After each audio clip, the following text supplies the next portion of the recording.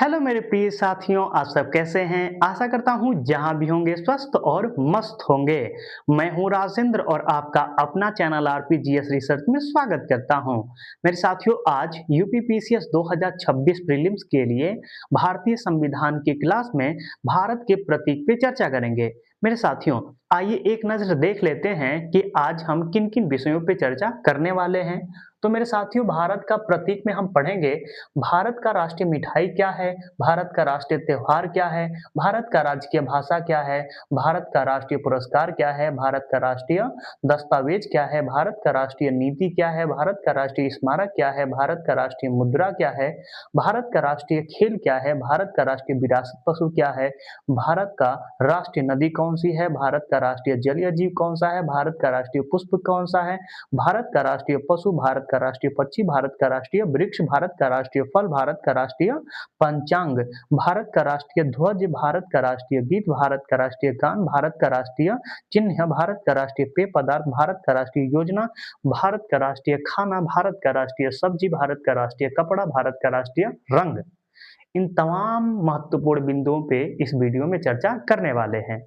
कुछ मेरे साथियों ऐसे आपके जो राष्ट्रीय प्रतीक हैं, जो ऑफिशियल हैं, कुछ ऐसे आपके प्रतीक हैं जो अनऑफिशियल हैं, जिसे हम गूगल पे पढ़ लेते हैं। जैसे यदि आप गूगल पे सर्च करेंगे तो भारत का राष्ट्रीय खाना क्या बताएगा? खिचड़ी बताता है, जबकि यह ऑफिशियल नहीं है। किसी भी किताब में, कितनी भी अच्छी किताब में यदि आप पढ़ेंगे तो उसमें कहीं भी नहीं लिखा रहेगा कि भारत का राष्ट्रीय खाना खिचड़ी है, लेकिन गूगल पे सर्च करेंगे तो ज़रूर मिल जाएगा कि भारत का राष्ट्रीय खाना खिचड़ी है। तो मेरे साथियों, कुछ ऐसे आपके प्रतीक हैं जो अनऑफिशियल हैं, ठीक है? उनको भी देखने का प्रयास करेंगे कि कौन-कौन से हैं, ठीक है? तो आइए एक-एक आज के विषय पे चर्चा करते हैं। बहुत ही मज़ेदार है, आधा से नहीं मेरे साथियों, लगभग आप 99.9999% ये सब जानते ही होंगे, लेकिन फिर भी हम कोई भी टॉपिक आपका स्टेट प्रीवियस से छोड़ेंगे नहीं, सब कुछ पढ़ेंगे, ठीक है? तो आइए एक-एक करके देखते हैं। मेरे साथियों, आज का विषय में पहला है भारत का राष्ट्रीय मिठाई। तो लिखते हैं भारत का राष्ट्रीय मिठाई। इसको हम लोग टच नहीं करेंगे, यहाँ पे लिखेंगे और उसका जवाब लिखने का कार्य करेंगे, ठीक है? तो लिखिएगा भारत का राष्ट्रीय मिठाई। भारत का राष्ट्रीय मिठाई क्या है? तो भारत का राष्ट्रीय मिठाई मेरे साथियों जलेबी है। क्या है? जलेबी भाई। नाम जलेबी भाई वही है, ठीक है? तो लिख लीजिएगा भारत का राष्ट्रीय मिठाई जलेबी, ठीक है? जलेबी है, ठीक है? मेरे साथियों, दूसरा आपका प्रश्न, आपका आज का जो विषय है उसमें है भारत का राष्ट्रीय त्योहार। तो लिख लेते हैं भारत का राष्ट्रीय त्योहार। हम दूसरा क्या देख रहे हैं? भारत का राष्ट्रीय त्योहार। और भारत का राष्ट्रीय त्योहार क्या है? तो भारत का राष्ट्रीय त्योहार है करवा चौथ, ठीक है? करवा चौथ है, तीज है, जिउतिया है, होली है, दशहरा है। इनमें से कोई नहीं है, ठीक है? इनमें से कोई नहीं है। मन में लड्डू तो फूट गया होगा, तो इनमें से कोई नहीं है। हमारा राष्ट्रीय त्योहार है मेरे साथियों 15 अगस्त। क्या है? 15 अगस्त है, 26 जनवरी है और 2 अक्टूबर है, ठीक है? क्या है? 2 अक्टूबर। 15 अगस्त को हम क्या हुए थे? स्वतंत्र हुए थे और 26 जनवरी को हमारा संविधान पूरे देश में लागू हुआ था और 2 अक्टूबर को क्या हुआ था? महात्मा गांधी का जन्म हुआ था। तो भारत का राष्ट्रीय त्योहार कितने हैं? 3 हैं, 15 अगस्त, 26 जनवरी, 2 अक्टूबर। अब चलते हैं आज के विषय में मेरे साथियों तीसरे पे। तीसरा है भारत का राजकीय भाषा। तो लिख लीजिएगा भारत का भारत का राजकीय भाषा। भारत का राजकीय भाषा। मेरे साथियों ध्यान दीजिएगा कि भारत का राष्ट्रीय भाषा कोई नहीं है, भारत का राजकीय भाषा हिंदी है। भारत का राजकीय भाषा क्या है? हिंदी है। अनुच्छेद 343 के तहत, ठीक है? किस अनुच्छेद के तहत? तो अनुच्छेद 343 के तहत भारत का राजकीय भाषा हिंदी है, क्योंकि भारत में इतनी भाषा बोली जाती है कि प्रत्येक भाषा को राष्ट्रीय भाषा का दर्जा देना दूसरे भाषा का अपमान होगा। इसलिए हम किसी भाषा को राष्ट्रीय भाषा का दर्जा नहीं दिए हैं, लेकिन हिंदी भारत में सर्वाधिक बोली जाती है, इसलिए हिंदी को भारत का राजकीय भाषा का दर्जा दिए हैं। ठीक है, अब आइए नेक्स्ट चलते हैं। नेक्स्ट 4 नंबर देखिएगा, भारत का राष्ट्रीय पुरस्कार, तो लिखिएगा 4 नंबर भारत का राष्ट्रीय पुरस्कार, लिखिएगा भारत का राष्ट्रीय पुरस्कार। मेरे साथियों, यदि आपसे कोई पूछ दे कि भारत का राष्ट्रीय पुरस्कार क्या है जो सबसे सर्वोच्च है, तो क्या बताएंगे? भारत रत्न। क्या बताएंगे? भारत रत्न बता दीजिएगा। बहुत है, यदि भारत रत्न आपको मिल जाए तो आप एक कैबिनेट मंत्री के पद की ओहदा रख लेंगे। जो आपका जो कैबिनेट मंत्री का जो ओहदा होता है वो भारत रत्न प्राप्त करने वाला व्यक्ति का हो जाता है। ठीक है, उसे उतना ही विशेषाधिकार प्राप्त होता है जितना कैबिनेट मंत्री को प्राप्त होता है। अब आइए 5 नंबर। 5 नंबर क्या है? भारत का राष्ट्रीय दस्तावेज, तो लिखिएगा भारत का राष्ट्रीय दस्तावेज, भारत का राष्ट्रीय दस्तावेज। मेरे साथियों, यदि हम बात करें कि भारत का राष्ट्रीय दस्तावेज क्या है, तो भारत का राष्ट्रीय दस्तावेज है श्वेत पत्र। क्या है? श्वेत पत्र है। क्या है मेरे साथियों? श्वेत पत्र है। अब आइए 6 नंबर पे चलते हैं। 6 नंबर क्या है? भारत का राष्ट्रीय नीति, तो लिखिएगा भारत का राष्ट्रीय नीति, भारत का राष्ट्रीय नीति। मेरे साथियों, यदि आपसे कोई पूछे कि भारत की नीति कैसी है, तो भारत की नीति गुट निरपेक्ष नीति है। ठीक है, क्या बताएंगे? गुट निरपेक्ष सॉरी, ऐसे कर लीजिएगा। ठीक है, गुट निरपेक्ष नीति है।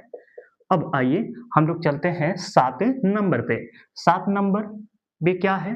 तो है 7 नंबर पे भारत का राष्ट्रीय स्मारक, तो लिख लीजिएगा भारत का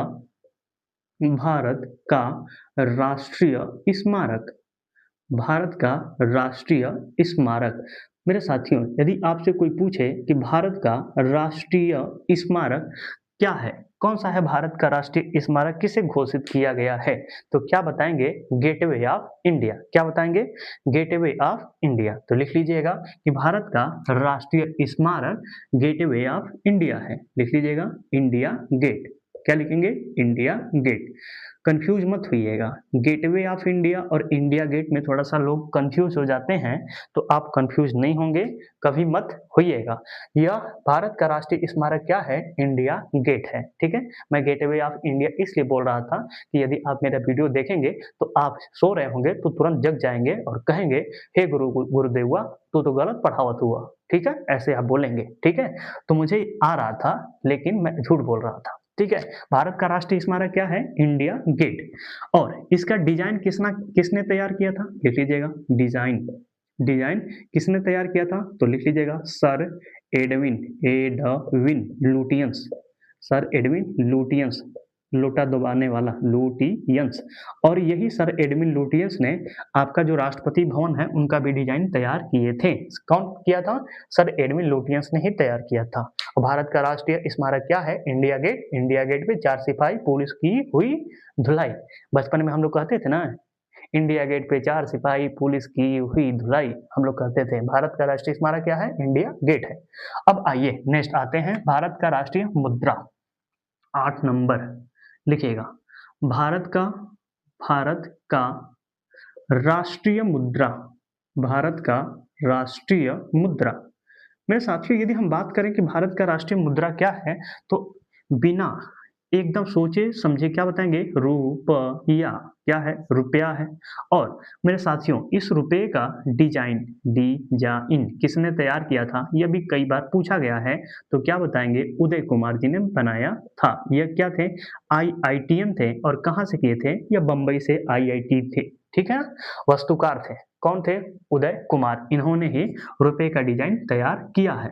मेरे साथियों, राष्ट्रीयता की यदि बात करें कि इसको राष्ट्रीयता कब प्रदान किया गया था, तो याद रखिएगा आपका 15 जुलाई को प्रदान किया गया था। कब किया गया था? 2010 में। कब किया गया था? 15 जुलाई 2010 को राष्ट्रीयता प्रदान किया गया था। किसको? भारत के राष्ट्रीय मुद्रा को। ठीक है, याद कर लीजिएगा मेरे साथियों, बहुत इंपॉर्टेंट है। अब आइए चलते हैं भारत के राष्ट्रीय खेल पे। लिखिएगा 9 नंबर, लिखिएगा भारत का राष्ट्रीय खेल, भारत का राष्ट्रीय खेल, भारत का राष्ट्रीय खेल। मेरे साथियों, यदि हम भारत का राष्ट्रीय खेल की बात करें तो भारत का राष्ट्रीय खेल क्या है? तो लिख लीजिएगा क्रिकेट है। क्या है? क्रिकेट। क्रिकेट नहीं है, भारत का राष्ट्रीय खेल क्या है? हॉकी है। और मेरे साथियों, सबसे इम्पोर्टेंट प्रश्न बनता है कि हॉकी के जादूगर किसे कहते हैं? मेजर ध्यानचंद जी को।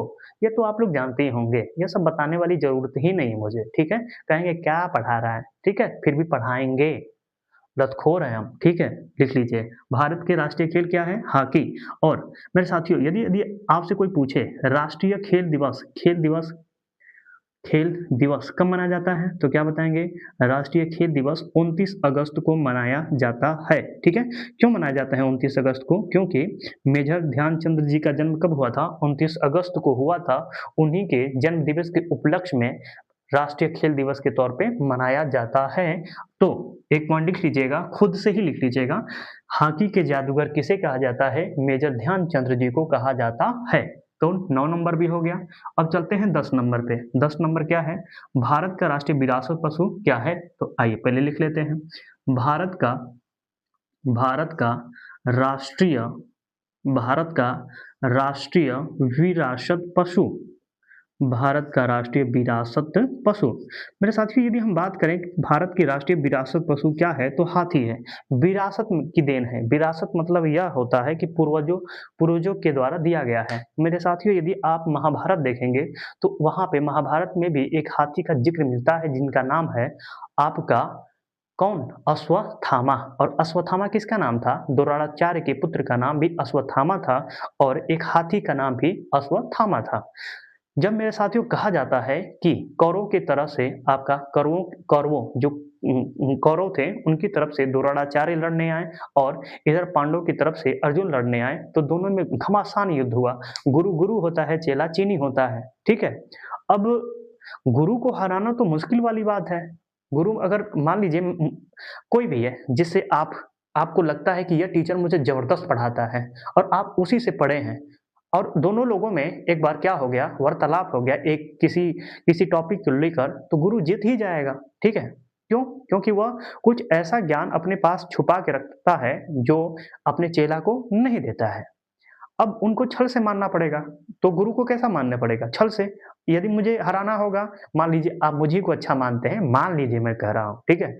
यदि आप मुझे अच्छा मानते हैं कि बड़ा जीएस अच्छा सर पढ़ाते हैं और मान लीजिए नहीं, तो कुछ तो मैं तो इसमें ऐसा कुछ पॉइंट होगा ना कि अपने पास रखूँगा, कुछ कुछ ही आपको पॉइंट दूँगा जो आपके पेपर में आ सके, लेकिन ज़्यादा तो नहीं पढ़ाऊँगा। उसी प्रकार द्रोणाचार्य जब दोनों लोग में आपका युद्ध छिड़ गया, तो इनको कैसे हराया जाए, द्रोणाचार्य को कैसे हराया जाए, यह बात होने लगी।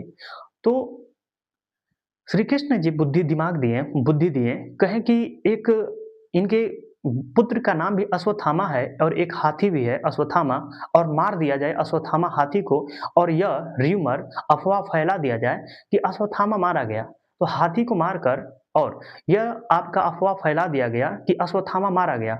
जब यह बात द्रोणाचार्य जी को पता चला तो अपने तीर धनुष सब कुछ छोड़ देते हैं। भाई पुत्र के वियोग में लड़ाई तो नहीं ना करेंगे। जब उनका पुत्र मर गया तो भाई थोड़ा-सा आपका मन विचलित हो जाता है, धनुष-वनुष छोड़ देते हैं। अब श्री कृष्ण जी कहते हैं, उठाओ अर्जुन, यही एक समय है जहाँ पे द्रोणाचार्य कमज़ोर पड़ गए हैं, यही अवसर है, मार दो, नहीं तो इसके बाद मार नहीं पाओगे। वहीं पे अर्जुन क्या करते हैं?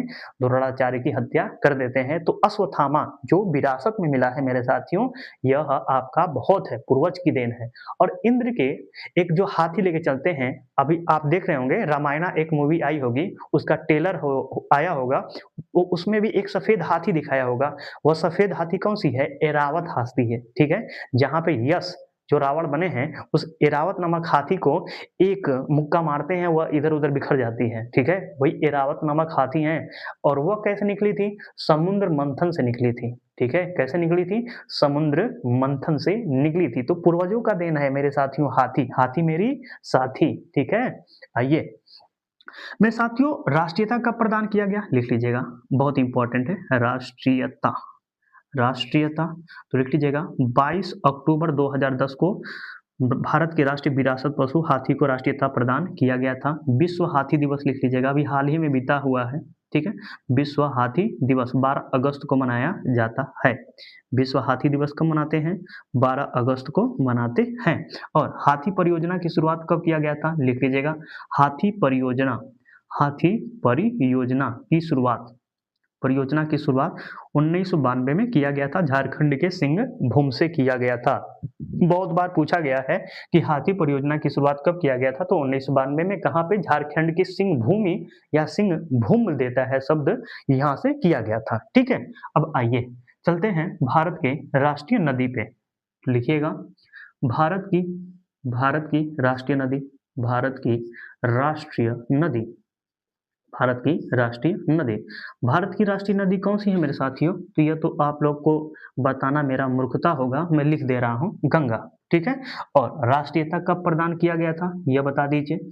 राष्ट्रीयता कब प्रदान किया गया था? तो ऑफलाइन हम तो वीडियो शूट कर रहे हैं, आप तो बता नहीं पाएंगे, लेकिन जहाँ पे होंगे एक बार खुद से बोल दीजिएगा, ठीक है? हर हर महादेव। तो लिख लीजिएगा, नाम कब किया गया था? तो 4 नवंबर 2008 को किया गया था, ठीक है? भारत का राष्ट्रीय नदी क्या है? गंगा। राष्ट्रीयता कब प्रदान की गई थी? 4 नवंबर 2008 को प्रदान किया गया था। 11 नंबर भी हो गया। अब आइए 12 नंबर याद नहीं था, ठीक है, कोई देख लेंगे 12 नंबर, ठीक है? 13 नंबर लिख लीजिएगा, 13। तो लिखिएगा 13, काउंटिंग में थोड़ा सा दिक्कत हो गया था। भारत का, अब देखिए, भारत का राष्ट्रीय जलीय जीव, हेडिंग बना लीजिएगा, भारत का राष्ट्रीय जलीय, भारत का राष्ट्रीय जलीय जीव। मेरे साथियों यदि बात करें भारत का राष्ट्रीय जलीय जीव क्या है, तो क्या बताएंगे? भारत का राष्ट्रीय जलीय जीव क्या है? तो गंगा डॉल्फिन लिख लीजिएगा, गंगा डॉल्फिन, डा आधा लो फिन, गंगा डॉल्फिन। मेरे साथियों यदि हम बात करें कि गंगा डॉल्फिन को राष्ट्रीयता कब प्रदान की गई थी, कब प्रदान किया गया था, बताइए, जहां से हैं विद्या कसम बताइएगा जरूर। कब? 5 अक्टूबर 2009 से। कब? 5 अक्टूबर 2009 से 9 को इसे राष्ट्रीयता प्रदान किया गया था। और राष्ट्रीय डॉल्फिन दिवस कब मनाते हैं? राष्ट्रीय डॉल्फिन दिवस कब मनाया जाता है, तो बताइए, राष्ट्रीय डॉल्फिन दिवस कब मनाते हैं? अरे भैया इसी में लिखा है, क्या कब मनाते हैं? 5 अक्टूबर। कब? 5 अक्टूबर। मेरे साथियों यहाँ से एक बड़ा शानदार सा प्रश्न बनता है कि भारत का एकमात्र गंगा डॉल्फिन अभयारण्य कहाँ पे है? तो मेरे साथियों, और क्या नाम है यह भी पूछता है। तो भारत का एकमात्र गंगा डॉल्फिन अभयारण्य विक्रमशिला अभयारण्य है। और कहाँ पे है? भागलपुर में। भागलपुर कहाँ पड़ता है? बिहार में पड़ता है। लिख लीजिएगा, लिखिएगा, भारत का एकमात्र गंगा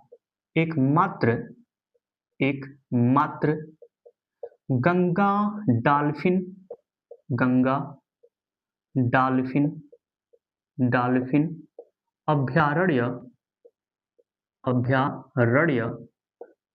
अभयारण्य बिहार के भागलपुर में है।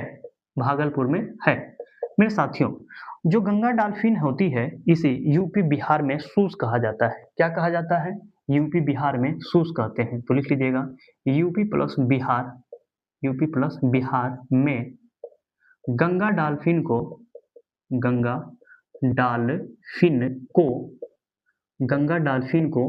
सूस कहते हैं। क्या कहते हैं? सूस कहते हैं। ध्यान दीजिएगा कि यूपी प्लस बिहार में गंगा डॉल्फिन को क्या कहते हैं? सूस कहते हैं। मेरे साथियों जो सूस है या गंगा डॉल्फिन है, यह आँख से देख नहीं पाती हैं, यानी दृष्टिहीन है। और दूसरा, यह मछली नहीं है, यह स्तनधारी जीव है। ठीक है, ये 2 पॉइंट लिख लीजिएगा। लिखिएगा, Ganga dolphin, Ganga dolphin, dolphin नेत्रहीन है, नेत्रहीन है, नेत्रहीन है तथा यह मछली न होकर, मछली न होकर, होकर एक स्तनधारी, एक स्तन, एक स्तनधारी जीव है। स्तनधारी जीव है का मतलब क्या है? जो स्तनधारी होते हैं मेरे साथियों, यह बच्चा देते हैं। ठीक है, बच्चा, अंडा नहीं देते हैं, क्या देते हैं? बच्चा देते हैं। ठीक है, जैसे व्हेल मछली क्या है? एक स्तनधारी मछली नहीं है, ये एक स्तनधारी जीव है। ठीक है, उसकी उल्टी भी बहुत ज़्यादा महत्वता रखता है। जब उल्टी करती है तो वह एक बहुत ज़्यादा करती है, इतना इकट्ठा करती है और जम जाता है। यदि आप पा जाएँ तो उसको ले आइए, बेच दीजिएगा, मज़े का पैसा 10 लाख कमा लेंगे। उसी से सेंट बनता है, बहुत महकता है। वही हम लोग फुस-फुस मारते हैं, ठीक है? होता है, बहुत सारी चीज़ें हम लोग ऐसे-ऐसे करते हैं, खाते-पीते हैं, जहाँ पे बड़ा वो लगता है कि यार यहाँ से ऐसे बनता है क्या? हाँ, ऐसे ही बनता है और हम लोग चाव से खाते हैं। तो मेरे साथियों, बहुत सारे सेंट ऐसे होते हैं, मैं ऐसा नहीं कह रहा हूँ कि हर एक सेंट होता है। जैसे हमारा घर गाजीपुर में है, तो गाजीपुर इत्र नगरी कहा जाता है। कन्नौज और गाजीपुर को इत्र नगरी कहते हैं। सर्वाधिक पहले पुरातन समय में, यानी प्राचीन समय में, गाजीपुर में इत्र फूल फूल होता था, वहाँ से इत्र बनता था। और जब भी आप उत्तर प्रदेश स्पेशल पढ़ेंगे, तो वहाँ पे अब तो गाजीपुर नहीं देता है, लेकिन कन्नौज ज़रूर देगा। पहले गाजीपुर में हुआ भी करता था, ठीक है? अब आइए यहाँ पे आते हैं। तो मेरे साथियों, भारत का राष्ट्रीय जलीय जीव क्या था? आपका गंगा डॉल्फिन पढ़ लिए। अब आते हैं 14 नंबर पे, और 14 नंबर पे है भारत का राष्ट्रीय पुष्प। तो लिखिएगा 14 नंबर, लिखिएगा, हेडिंग बना लीजिएगा, भारत का राष्ट्रीय पुष्प, भारत का राष्ट्रीय पुष्प। और लिख लीजिएगा बीजेपी। क्या लिख लेंगे? बीजेपी यानी कमल। भारत का राष्ट्रीय पुष्प क्या है? बीजेपी यानी कमल। ऐसे मत लिखिएगा, ठीक है? कमल लिखिएगा। भारत का राष्ट्रीय पुष्प क्या है? कमल है। और मेरे साथियों, वैज्ञानिक नाम लिख लीजिएगा, वैज्ञानिक नाम, वैज्ञानिक नाम क्या है? तो लिख लीजिएगा Nelumbo, Nelumbo, Nelumbo nucifera, nucifera, nucifera Gaertn, nucifera Gaertn. ठीक है, यह आपका किसका वैज्ञानिक नाम है? तो मेरे साथियों, भारत का राष्ट्रीय पुष्प कमल का वैज्ञानिक नाम क्या है? निलंबो न्यूसीफेरा गारटन है। अब आइए नेक्स्ट 15 नंबर पे। और 15 नंबर पे क्या है? 15 नंबर पे है मेरे साथियों, भारत का राष्ट्रीय पुष्प पशु। ठीक है, तो लिख लीजिएगा, भारत का राष्ट्रीय, भारत का राष्ट्रीय पशु। तो ये तो आसानी से आप बता देंगे, भारत का राष्ट्रीय पशु क्या है? भारत का राष्ट्रीय मेरे साथियों पशु बाघ है। बिल्कुल, एकदम आप सही बताए हैं। भारत का राष्ट्रीय पशु क्या है? बाघ है। लिख लीजिएगा बाघ। और इसका वैज्ञानिक नाम लिख लीजिएगा, वैज्ञानिक नाम। कभी कभी वैज्ञानिक नाम भी पूछ लेता है, इसलिए लिखवा दे रहा हूं। वैज्ञानिक नाम लिख लीजिएगा Panthera Tigris, Panthera Tigris, Tigris. मेरे साथियों, क्या जब से हमारा संविधान बना तब से लेकर क्या भारत का राष्ट्रीय पशु बाघ था? तो नहीं, कहेंगे नहीं। इसे कब बनाया गया? बाघ को भारत का राष्ट्रीय पशु वर्तमान में क्या है? बाघ है। तो बाघ को भारत का राष्ट्रीय पशु कब बनाया गया? तो 1972 में। 1972 से पहले क्या था? तो 1972 से भारत का राष्ट्रीय पशु शेर था। क्या था? शेर। ठीक है, लायन माने शेर होता है। ठीक है, लिख लीजिएगा, लिखिएगा, लिखिएगा 1972 में बाघ को भारत का राष्ट्रीय, भारत का राष्ट्रीय पशु बनाया गया। भारत का राष्ट्रीय पशु घोषित किया गया, घोषित किया गया, घोषित किया गया। ध्यान रखिएगा मेरे साथियों। अब आइए 16 नंबर पे। 16 नंबर पे क्या है, तो आपका 15 नंबर देख लिए, 16 नंबर पे क्या है, 16 नंबर पे है भारत का राष्ट्रीय पक्षी। तो लिख लीजिएगा भारत का राष्ट्रीय पक्षी, लिख लीजिएगा भारत का राष्ट्रीय पक्षी, पक्षी, ठीक है, यानी चिड़िया की बात हो रहा है। और भारत का राष्ट्रीय पक्षी क्या है, तो भारत का राष्ट्रीय पक्षी मेरे साथियों मोर। क्या है, पिकॉक, ठीक है। बचपन में जो 5 चिड़िया का नाम आता था उसमें हम लोग पिकॉक जरूर लिखते थे। PA, खूब करते थे, याद ऐसे करते थे। एक वर्णमाला की किताब आता था उसी में करते थे PEA COCK और COC के जैसे ही आता था कॉक की स्पेलिंग याद हो जाता था, ठीक है। तो भारत का राष्ट्रीय पक्षी क्या है, मोर, और इसे क्या कहते हैं, पिकॉक कहते हैं, ठीक है। मेरे साथियों वैज्ञानिक नाम जरूर लिख लीजिएगा, वैज्ञानिक, वैज्ञानिक नाम, वैज्ञानिक नाम पाओ क्रिस्टेटस, पाओ क्रिस्टेटस, ये किसका वैज्ञानिक नाम है, मोर का वैज्ञानिक नाम है। राष्ट्रीयता लिख लीजिएगा, राष्ट्रीयता, राष्ट्रीयता 26 जनवरी 1963 को प्रदान किया गया। भारत का राष्ट्रीय पक्षी क्या बना दिया गया, मोर बना दिया गया, ठीक है। मेरे साथियों जहां पे मोर होते हैं वहां पे सांप नहीं पाए जाते हैं, ठीक है। ये काट काट के सांपों का बड़ा दुश्मन होती हैं, खा जाती हैं, इसलिए मोर को भुजंग भोगी कहा जाता है। लेकिन यह पेपर में आएगा नहीं, इसलिए हम लोग लिखेंगे नहीं। अब आइए, अब आते हैं भारत का राष्ट्रीय वृक्ष। भारत का राष्ट्रीय वृक्ष क्या है, तो भारत का राष्ट्रीय वृक्ष है बरगद, लिख लीजिएगा, लिखिएगा भारत का, भारत का राष्ट्रीय, भारत का राष्ट्रीय वृक्ष, और लिख लीजिएगा बरगद। और जहाँ पे मेरे साथियों गांव में जहाँ पे बरगद होते थे, तो बरगद थोड़ा गांव से बाहर होते हैं, और मम्मी लोग पापा लोग डरवा देते हैं कि उस बरगद के पेड़ पे मत जाना, वहाँ पे चुड़ैल रहती है, भूत रहती है, ठीक है। हम लोग बहुत जाते थे लेकिन भूतनी नहीं दिखी। भूतनी अगर दिख गई होती तो मैं कहता कि तुम भाई देखो, तुम पेपर लिया के दो SSC का जो लेखपाल वीडियो हो रहा है, और जैसी होगा मैं तुमको डेली डेली पिज्जा खिलाऊंगा, लेकिन मिली ही नहीं, ठीक है, क्या करूं। तो भारत का राज्य के वृक्ष वृक्ष क्या है, बरगद। मेरे साथियों वैज्ञानिक नाम क्या है, तो लिख लीजिएगा वैज्ञानिक नाम, वैज्ञानिक, वैज्ञानिक नाम, वैज्ञानिक नाम, वैज्ञानिक नाम क्या है, तो फाइकस, फाइकस, फाइकस वैगालेसिस, वैगालेसिस, फाइकस वैगालेसिस है किसका वैज्ञानिक नाम है, तो बरगद का वैज्ञानिक नाम क्या है, फाइकस वैगालेसिस। मेरे साथियों आप देखे होंगे, यदि बरगद देखे होंगे तो बरगद का जैसी पत्ती एक तोड़ेंगे उसमें से दूध जैसा निकलता है, ठीक है, दूध जैसा निकलता है। उस दूध को मेरे साथियों लेटेक्स कहा जाता है। क्या कहा जाता है, लेटेक्स। यहाँ से प्रश्न स्टेट PCS में, यूपी जो आपका PCS है वहां पे इसमें से प्रश्न बना हुआ है, तो लिख लीजिएगा, इसको भी लिखिएगा बरगद के, बरगद, बरगद के, बरगद के पत्ती, पत्ती तोड़ने पर, तोड़ने पर, तोड़ने पर दूध, दूध निकलता है, दूध निकलता है, जिसे, दूध निकलता है जिसे लेटेक्स कहते हैं, लेटेक्स, लेटेक्स कहते हैं। क्या कहते हैं, जिसे लेटेक्स कहते हैं। मेरे साथियों यह हुआ बरगद की बातें, ठीक है, यह ध्यान में रखिएगा।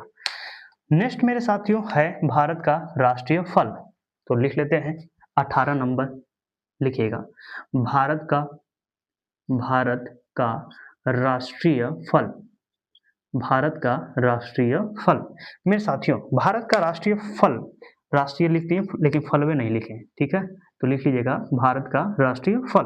मेरे साथियों यदि हम बात करें भारत का राष्ट्रीय फल, तो भारत का राष्ट्रीय फल क्या है, तो भारत का राष्ट्रीय फल आम है। आम को फलों का राजा कहा जाता है, ठीक है, आम को फलों का क्या कहा जाता है, राजा कहा जाता है।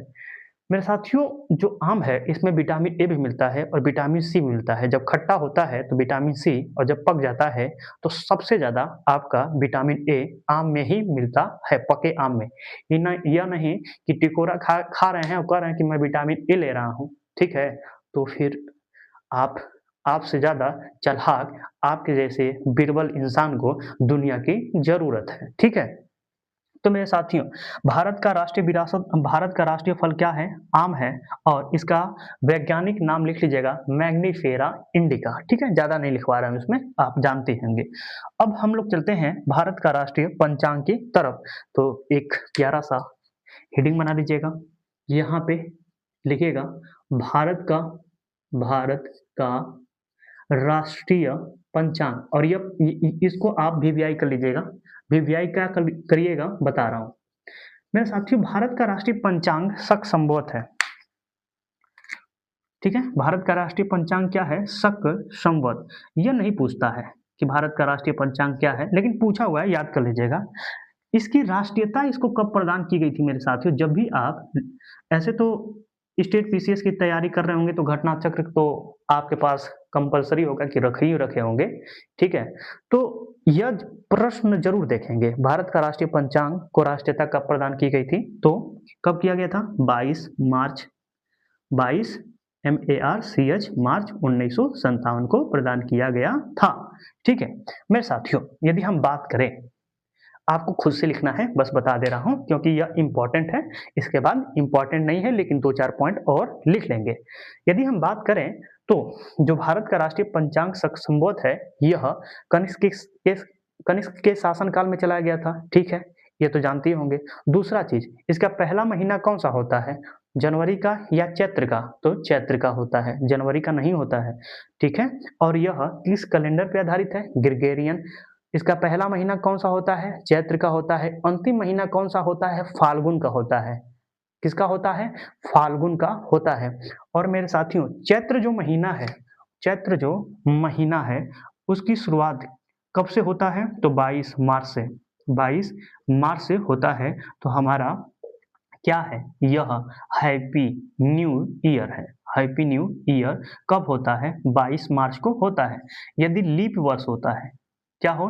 लीप ईयर होता है मेरे साथियों, तो हमारा जो हैप्पी न्यू ईयर है वो कब होगा? तो हैप्पी न्यू ईयर मेरे साथियों 21 मार्च को हो जाएगा। तो यह तो हम लोग देख लिए भारत के राष्ट्रीय पंचांग से संबंधित। अब हम बात करेंगे भारत के राष्ट्रीय ध्वज पर, लेकिन मेरे साथियों पहले इसको मिटा देते हैं। यदि आप स्क्रीनशॉट लेना चाहते हैं तो ले सकते हैं, मैं हट जा रहा हूं क्योंकि हम लोग दूसरे स्लाइड पे चलेंगे तो पूर्णतः यह मिट जाएगा, ठीक है? तो आशा करता हूं कि आप स्क्रीनशॉट ले लिए होंगे। तो मेरे साथियों मिटा दे रहा हूं। अब चलते हैं मेरे साथियों नेक्स्ट प्रतीक की तरफ, और नेक्स्ट प्रतीक कौन सा है? भारत का राष्ट्रीय ध्वज। तो एक प्यारा सा हेडिंग बना लीजिएगा, भारत का राष्ट्रीय ध्वज कौन सा नंबर का है? 20 नंबर का। तो लिखिएगा भारत का राष्ट्रीय ध्वज। भारत का राष्ट्रीय ध्वज। यह तो एकदम हंसते खेलते आपको याद होगा कि भारत का राष्ट्रीय ध्वज क्या है? तिरंगा। क्या है? तिरंगा, ठीक है? मेरे साथियों जो तिरंगा है भारत का राष्ट्रीय ध्वज, इसे राष्ट्रीयता कब प्रदान की गई थी? कई बार पूछा गया है, 1000 बार पूछा गया है। विद्या कसम मेरे साथियों आपको है, मेरे भाई याद कर लीजिएगा। कई बार पूछा गया है कि भारत के राष्ट्रीय ध्वज को राष्ट्रीयता कब प्रदान की गई थी? 22 जुलाई 1947 को। लिख लीजिएगा कब? 22 जुलाई 1947 को प्रदान किया गया था, ठीक है? किसको प्रदान किया गया था? भारत के राष्ट्रीय ध्वज को। मेरे साथियों यदि हम बात करें कि जो तिरंगा है इसके डिजाइन किसने तैयार किया था? डिजाइन किसने तैयार किया था? तो पिंगाली वकैया ने। लिख लीजिएगा पिंगाली वेकैया ने तैयार किया था। किसने तैयार किया था? पिंगाली वेकैया ने तैयार किया था। इसमें मेरे साथियों तिरंगा में रंग कितने होते हैं? लंबाई और चौड़ाई का अनुपात कितना होता है? यह कई बार पूछा गया है। तो आइए इसे भी देख लेते हैं। यदि हम बात करें रंग, तो सबसे ऊपर कौन सा रंग होता है? केसरिया। कौन सा रंग? केसरिया। और केसरिया रंग किसका प्रतीक होता है? शौर्य का। किसका? शौर्य का। बीच में कौन सा रंग है मेरे साथियों? तो सफेद रंग है। और सफेद रंग किसका प्रतीक होता है? तो शांति का। किसका प्रतीक? शांति का प्रतीक होता है। और सबसे नीचे होता है मेरे साथियों हरा। हरा कौन सा होता है? हरा।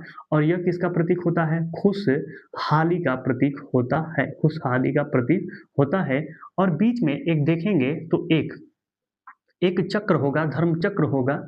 यह मेरे साथियों 24 घंटे निरंतर प्रगति का प्रतीक माना जाता है। और इसका रंग कैसा होता है?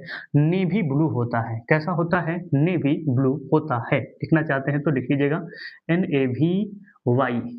NAVY नेवी ब्लू होता है। कई बार पूछ लेता है, ठीक है। मेरे साथियों यदि हम बात करें झंडे की लंबाई और चौड़ाई का अनुपात, जो झंडा है इसकी लंबाई और चौड़ाई का अनुपात कितना है? लंबाई प्लस चौड़ाई का अनुपात कितना है? तो क्या बताएंगे?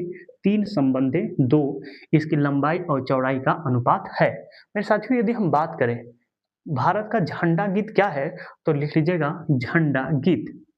झंडा गीत। झंडा गीत। मेरे साथियों भारत का झंडा गीत क्या है? तो लिखिएगा विजयी, सॉरी 1 मिनट बस रुक। विजयी विश्व तिरंगा प्यारा झंडा ऊंचा रहे हमारा। विजयी विश्व तिरंगा,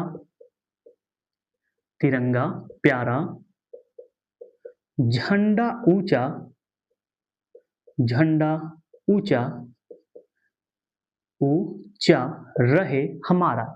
मेरे साथियों झंडा गीत क्या है? विजयी विश्व तिरंगा प्यारा झंडा ऊंचा रहे हमारा। पूरा लिख लीजिएगा, ऊंचा रहे हमारा। और यह किसने लिखा था? तो श्यामलाल गुप्ता। यानी यह जो झंडा गीत के रचनाकार हैं, कौन है? श्यामलाल गुप्ता। लिख लीजिएगा श्यामलाल गुप्ता जी हैं। श्यामलाल गुप्ता। मेरे साथियों जो भारत का झंडा गीत है विजयी विश्व तिरंगा प्यारा झंडा ऊंचा रहे हमारा, इसे सर्वप्रथम कब और कहाँ गाया गया था? तो मेरे साथियों 1925 के आपके कांग्रेस अधिवेशन में इसे गाया गया था। और यह कांग्रेस का अधिवेशन कहाँ हुआ था? कानपुर में हुआ था। सरोजनी नायडू जी के अध्यक्षता में हुआ था। उसी में भारत का झंडा गीत विजय विश्व तिरंगा प्यारा झंडा ऊंचा रहे हमारा गाया गया था। तो आइए लिख लेते हैं। लिखिएगा लिखिएगा झंडा गीत को, झंडा गीत को, गीत को 1925 के भारतीय राष्ट्रीय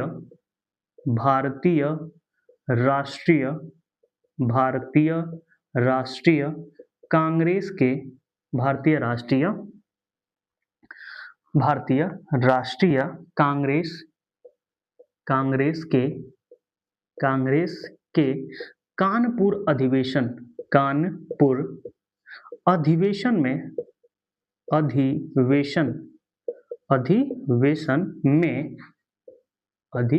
में सरोजनी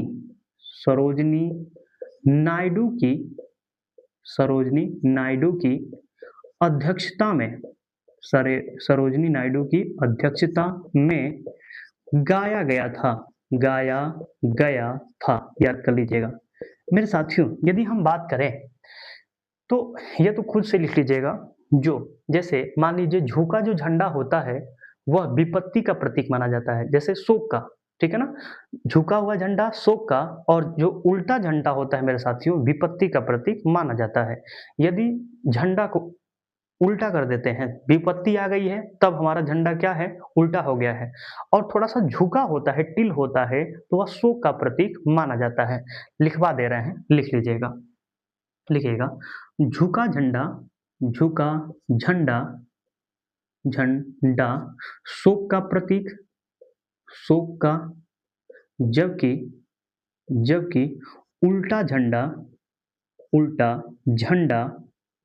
विपत्ति का प्रतीक माना जाता है। विपत्ति का छोटी का मंत्रा रहेगा, छोटी का कर लीजिएगा। विपत्ति का प्रतीक माना जाता है, प्रतीक माना जाता है, विपत्ति का प्रतीक माना जाता है। ठीक है मेरे साथियों, यदि वर्तमान के राष्ट्रपति, उपराष्ट्रपति और प्रधानमंत्री की मृत्यु हो जाती है तो झंडे को 12 दिन के लिए झुका दिया जाता है, जबकि यदि भूतपूर्व राष्ट्रपति, उपराष्ट्रपति और प्रधानमंत्री की मृत्यु हो जाती है तो झंडे को 7 दिन के लिए झुका दिया जाता है। तो लिख लीजिएगा, यह भी पॉइंट लिखिएगा। वर्तमान के प्रधानमंत्री, राष्ट्रपति, वर्तमान के प्रधानमंत्री, राष्ट्रपति, उपराष्ट्रपति, उपराष्ट्रपति की उपराष्ट्रपति की मृत्यु पर झंडे को 12 दिन तथा पूर्व पीएम राष्ट्रपति, उपराष्ट्रपति की मृत्यु पर झंडे को 7 दिन के लिए, कितने 7 दिन के लिए झुका दिया जाता है, झुका दिया जाता है। याद कर लीजिएगा, बहुत इंपॉर्टेंट है। तो मेरे साथियों इतना ही देखेंगे क्योंकि यही हमारे लिए महत्वपूर्ण है। महत्वपूर्ण तो इतना ही है, यदि आप बात करें तो इतना इंपॉर्टेंट है आपके लिए। इससे ज़्यादा आप ज़्यादा पढ़ेंगे तो पढ़ सकते हैं, बहुत सारे तथ्य इसमें है। जैसे झंडे को, तिरंगा माउंट एवरेस्ट पे किसने फहराया था, उत्तरी ध्रुव पे किसने फहराया, दक्षिणी ध्रुव पे किसने फहराया, ठीक है, किसने सबसे बड़ा झंडा बनाया था, बहुत सारी चीजें आ जाती हैं। ठीक है, तो मेरे साथियों वह सब आता नहीं, हम लोग के पेपर में जो स्टेट पीसीएस वाले हैं उसमें नहीं आता है। ठीक है, और आ जाए तो तुक्का मार के चले आइएगा। अब क्या कर सकते हैं, ज्यादा पढ़ना भी आपका हजम नहीं हो पाएगा। क्या मतलब है इसको इतना ज्यादा पढ़ना, ठीक है, लेकिन इतना याद जरूर कर लीजिएगा, जब भी आप प्रश्न सॉल्व करेंगे तो यह प्रश्न जरूर मिल जाएगा और यह प्रश्न आपका मिलेगा। ठीक है, और झंडे की लंबाई और चौड़ाई का अनुपात 3:2 है, और चौड़ाई अनुपात पूछ दे तो 2:3 हो जाएगा। यह पूछा गया है, इसके अतिरिक्त यहाँ से प्रश्न नहीं बना है। ठीक है, अब चलते हैं भारत का राष्ट्रीय गीत पे। तो अब लिखते हैं 21 नंबर लिखिएगा, भारत का राष्ट्रीय गीत। यदि हम भारत का राष्ट्रीय गीत की बात करें मेरे साथियों तो क्या हो जाएगा, वंदे मातरम, वंदे मातरम, वंदे मातरम है। मेरे साथियों यदि हम बात करें रचनाकार, वंदे मातरम के रचनाकार कौन है, तो बंकिम चंद्र चटर्जी। लिख लीजिएगा, बंकिम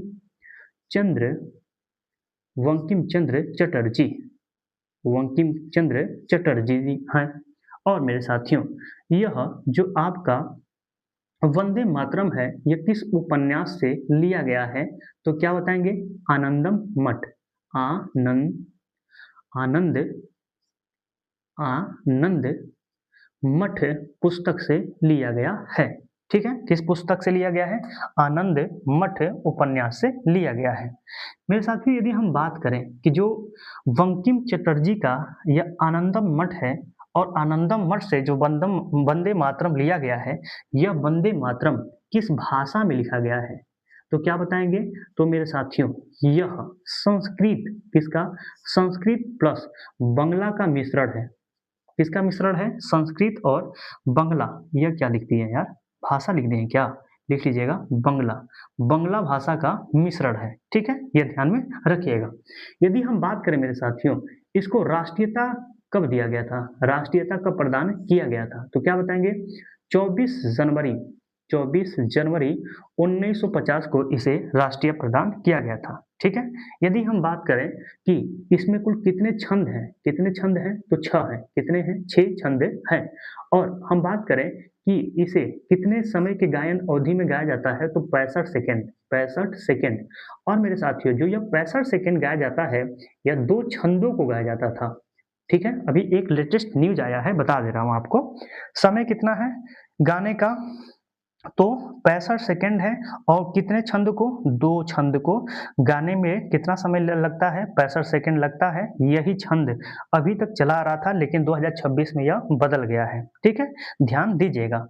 यदि हम मेरे साथियों बात करें तो इसका संगीतमय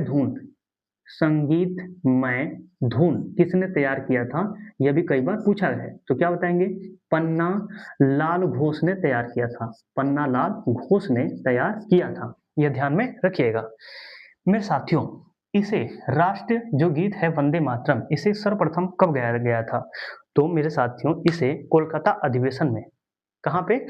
भारतीय राष्ट्रीय कांग्रेस के कोलकाता अधिवेशन में 1896 ईस्वी में इसे गाया गया था। और गाने वाले व्यक्ति का नाम है रविन्द्रनाथ टैगोर जी गाए थे।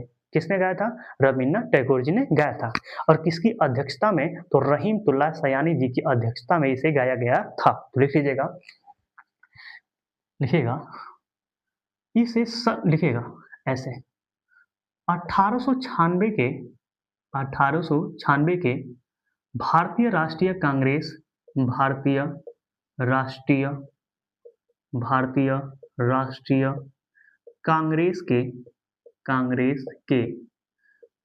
कांग्रेस के कोलकाता अधिवेशन, कोलकाता अधिवेशन, कोलकाता अधिवेशन, कोलकाता अधिवेशन में, कोलकाता अधिवेशन में रहीमतुल्लाह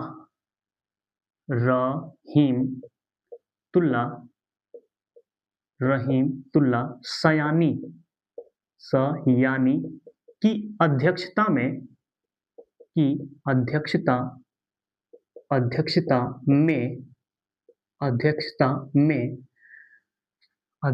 में सर्वप्रथम भारत का राष्ट्रीय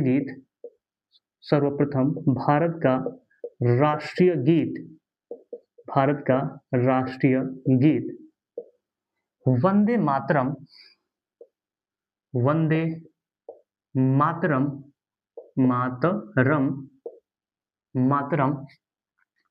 रविन्द्रनाथ टैगोर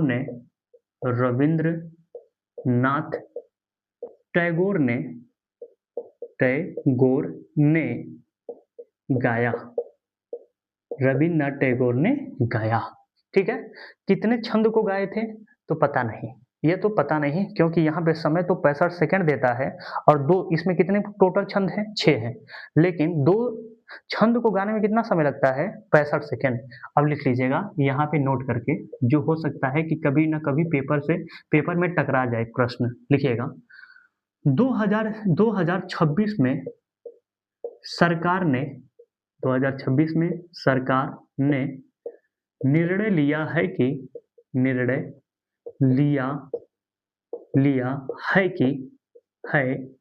अब कुल 6 छंदों को, जो आपके कितने पूरे टोटल छंद हैं? 6 छंदों को 3 मिनट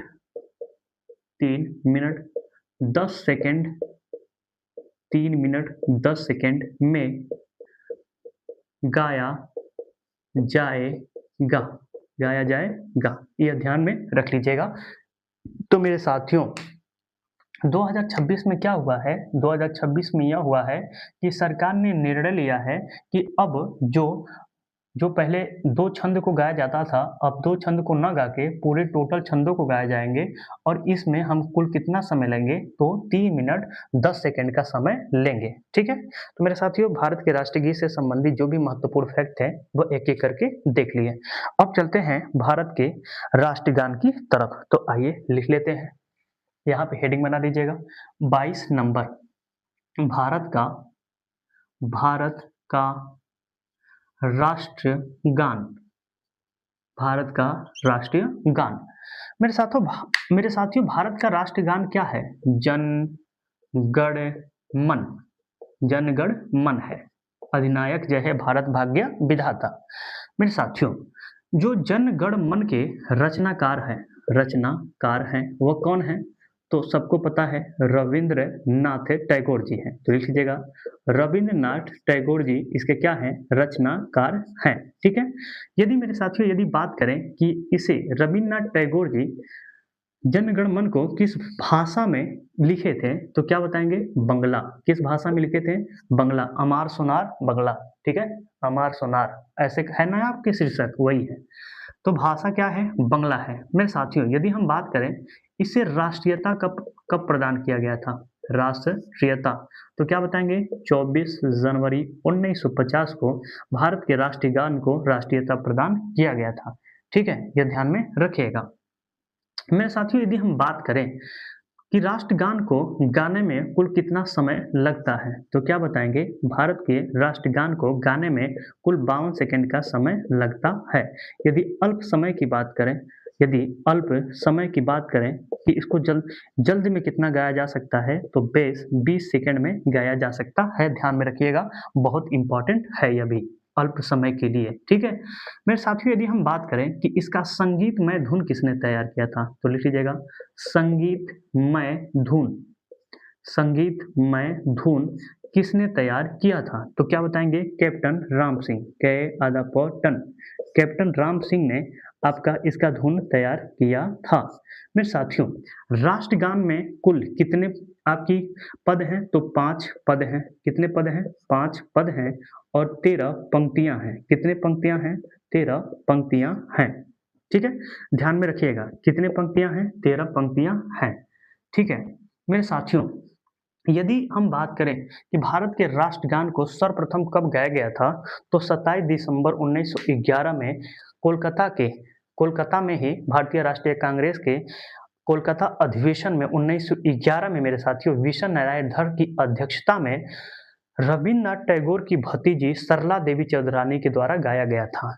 किसको गाया गया था, जन गण मन को गाया गया था। तो लिख लीजिएगा, बहुत इंपॉर्टेंट है यह भी पॉइंट, लिखिएगा 27 दिसंबर 1911 को 27 दिसंबर 1911 को भारतीय राष्ट्रीय कांग्रेस भारतीय राष्ट्रीय कांग्रेस के, यहाँ से ऐसे हो जाएगा। ठीक है, भारतीय राष्ट्रीय कांग्रेस के कोलकाता अधिवेशन कोलकाता अधिवेशन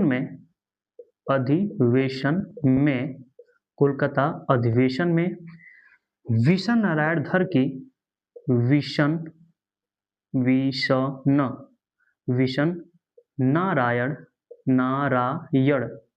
विशन नारायण धर की अध्यक्षता में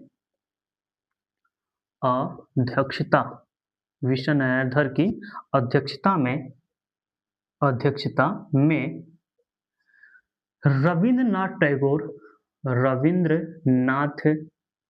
टैगोर के भतीजी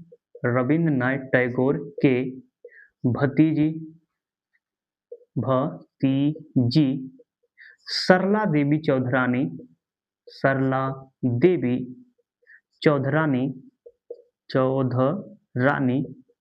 के द्वारा गाया गया था। याद कर लीजिएगा, बहुत इंपॉर्टेंट है। इसके अतिरिक्त मेरे साथियों यदि हम बात करें तो जो रविन्द्रनाथ टैगोर जी हैं, इन्हें 1913 में गीतांजलि के लिए साहित्य का नोबेल पुरस्कार दिया गया था और भारत के एकमात्र ऐसे व्यक्ति हैं जिन्हें साहित्य का नोबेल पुरस्कार सर्वप्रथम प्राप्त हुआ। 2 पॉइंट आइए लिख लीजिएगा, लिखिएगा 1913 में गीतांजलि उपन्यास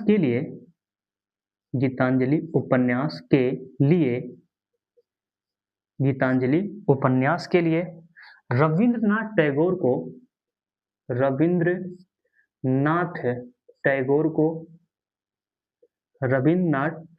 को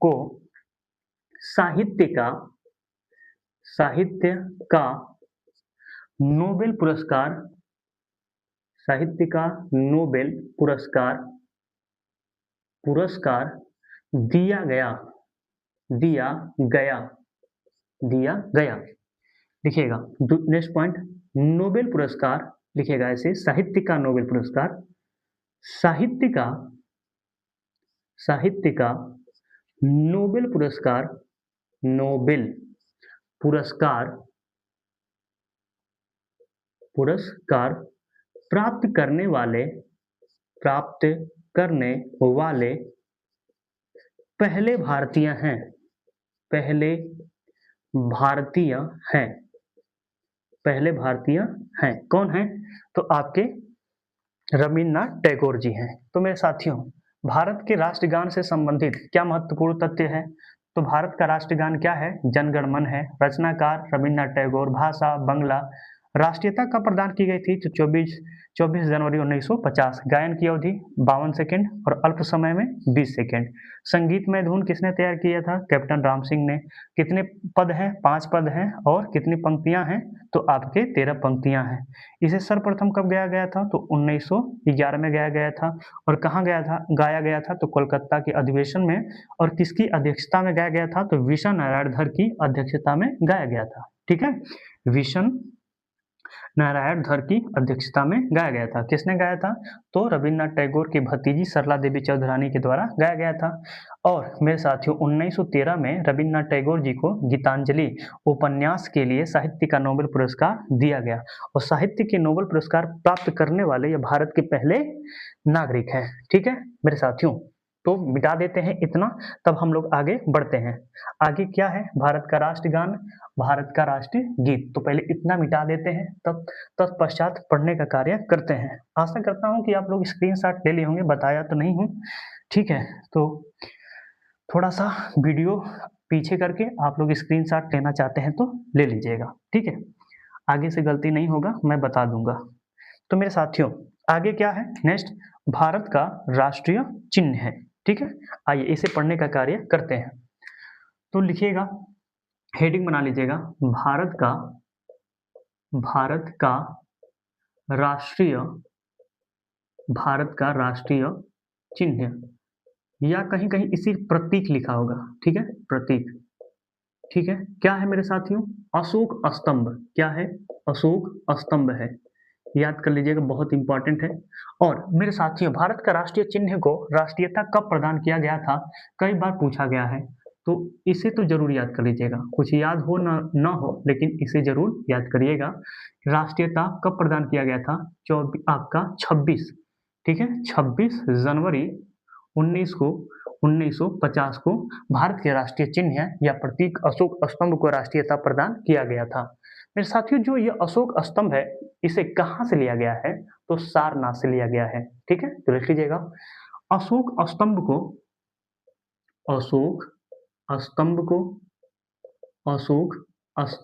को सारनाथ से, कहाँ से? सारनाथ से लिया गया है। सारनाथ से लिया गया है। कहाँ से लिया गया है? सारनाथ से लिया गया है। मेरे साथियों, अशोक स्तंभ के नीचे सत्यमेव जयते लिखा गया है। देवनागरी भाषा में क्या लिखा गया है? सत्यमेव जयते, जिसका अर्थ होता है सदा सत्य की ही विजय होती है। और मेरे साथियों, सत्यमेव जयते आपके मुंडकोप उपनिषद से लिया गया है। कई बार पूछा गया है कि सत्यमेव जयते कहाँ से लिया गया है। ठीक है, स्रोत क्या है? तो मुंडकोप उपनिषद। तो लिख लीजिएगा, लिखिएगा, इस स्तंभ के नीचे, लिखिएगा, इस स्तंभ के नीचे देवनागरी भाषा में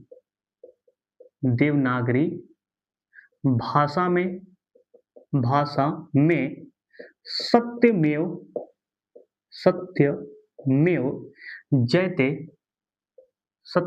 जयते लिखा गया है।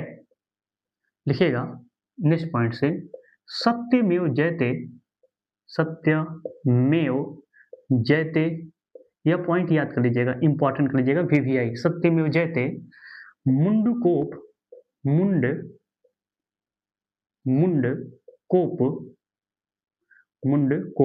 निषद से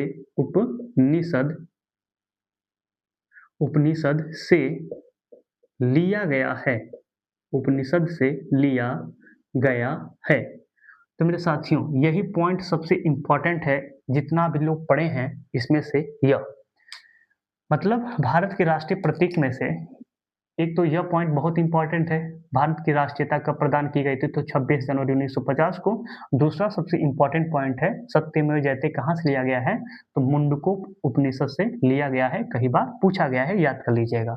मेरे साथियों जो भारत का राष्ट्रीय प्रतीक अशोक स्तंभ है, अशोक स्तंभ में 4 सिंह हैं लेकिन 3 दिखाई देता है, और जो मेरे साथियों सिंह है यह साहस और निर्भीकता का प्रतीक माना जाता है। ठीक है, लिख लीजिएगा, लिखिएगा स्तंभ में, लिखिएगा अशोक स्तंभ में, अशोक स्तंभ में, स्तंभ में 4 सिंह हैं, 4 सिंह हैं, सिंह हैं, परंतु परंतु 3 दिखाई देते हैं, 3 दिखाई देते हैं, 3 दिखाई देते हैं। सिंह लिख लीजिएगा, सिंह किसका प्रतीक माना जाता है, सिंह साहस, साहस और निर्भीकता का प्रतीक माना जाता है। लिख लीजिएगा निर्भीकता का प्रतीक माना जाता है, निर्भीकता का प्रतीक माना जाता है। ठीक है मेरे साथियों, अशोक स्तंभ के निचली पट्टी में एक धर्म चक्र है जिसमें 24 तीलियां लगी हुई हैं, और वह 24 तीलियां मेरे साथियों 24 घंटे निरंतर प्रगति का प्रतीक मानी जाती हैं। तो लिखिएगा निचली पट्टी में, निचली निचली पट्टी में, निचली पट्टी में एक धर्म चक्र है, एक धर्म चक्र है, एक धर्म चक्र है जिसमें 24 तीलियां, 24 तीलियां, 24 तीलियां लगी हैं, लगी हैं, जो 24 घंटे, जो 24 घंटा निरंतर प्रगति का, जो 24 घंटा निरंतर प्रगति का प्रतीक मानी जाती हैं, प्रतीक मानी जाती हैं, मानी जाती हैं। ठीक है, मानी जाती हैं। मेरे साथियों इसी नीचे एक पट्टी में कुछ जानवर पाए जाते हैं, जैसे घोड़ा, हाथी, वृषभ यानी साढ़। ठीक है, वृषभ और आपका हाथी, घोड़ा, वृषभ और एक और जानवर पाया जाता है, हाथी, घोड़ा, वृषभ और सिंह पाया जाता है। ये 4 जानवर पाए जाते हैं, लिख लीजिएगा, इनका भी एक रोल है। लिखिएगा, लिखिएगा स्तंभ के नीचे पट्टी में, लिखिएगा स्तंभ के नीचे पट्टी में, पट्टी में हाथी, घोड़ा, हाथी, घोड़ा, साढ़, साढ़ या बैल, या इसी को कह सकते हैं वृषभ, वृषभ और सिंह, सिंह की आकृति है, सिंह की आकृति है। ठीक है, लिखिएगा प्रत्येक दो पशुओं के मध्य, 2 पशुओं के मध्य एक धर्म चक्र है, एक धर्म चक्र है। थोड़ा सा बोरिंग हो गया होगा, लेकिन मेरे साथियों ये पूरा विवरण है। यदि आप गए होंगे कभी सारनाथ, और सारनाथ जाके जब म्यूजियम में जाइएगा तो वहां पे जब देखेंगे सामने ही एक अशोक स्तंभ लगा होगा, कभी जाइएगा देख लीजिएगा। ये सब जितना है सब वहीं से उल्लेखित है। ठीक है, तो अब हम लोग पढ़ क्या लिए, भारत का राष्ट्रीय चिन्ह है। अब चलते हैं भारत का राष्ट्रीय पेय पदार्थ पर। तो आइए लिखते हैं किस नंबर का है, तो आपका 24। लिखिएगा भारत का राष्ट्रीय भारत का राष्ट्रीय पेय पदार्थ। मेरे साथियों यह अनऑफिशियल लगता है क्योंकि बहुत सारे ऐसे बुक में देखें तो वहाँ पे यह नहीं मिला, ठीक है, लेकिन पढ़ाया जाता है, टीचर पढ़ा देते हैं। भारत का राष्ट्रीय पेय पदार्थ क्या है? चाय है। क्या है? चाय है, ठीक है, ध्यान में रख लीजिएगा मेरे साथियों। भारत का राष्ट्रीय योजना 25 नंबर लिख लीजिएगा। भारत का राष्ट्रीय योजना, भारत का राष्ट्रीय योजना क्या है? तो मेरे साथियों भारत का राष्ट्रीय योजना पंचवर्षीय योजना है, पंचवर्षीय योजना, ठीक है। और भारत की राष्ट्रीयता क्या है? भारत की राष्ट्रीयता अगर पूछ दे तो हम लोग भारतीय ही हैं, ठीक है। मेरे साथियों कुछ अनऑफिशियल है यानी प्रामाणिक नहीं है, लिख लीजिएगा। प्रामाणिक नहीं है। यप, अब जो लिख रहे हैं प्रामाणिक नहीं है लिख रहे हैं, ठीक है मेरे साथियों। जैसे यदि आपसे कोई पूछे भारत का राष्ट्रीय खाना क्या है? खाना क्या है? गूगल पे सर्च करेंगे तो खिचड़ी मिलेगा, खिचड़ी। यह अनऑफिशियल है, यह सही नहीं है, ठीक है। दूसरा, भारत का राष्ट्रीय मेरे साथियों रंग यदि आप सर्च करेंगे तो मिलेगा केसरिया रंग, केसर का रंग, या मिलेगा आपको सेफ्रॉन। क्या मिलेगा? सेफ्रॉन मिलेगा। यह भी अनऑफिशियल है। दूसरा, भारत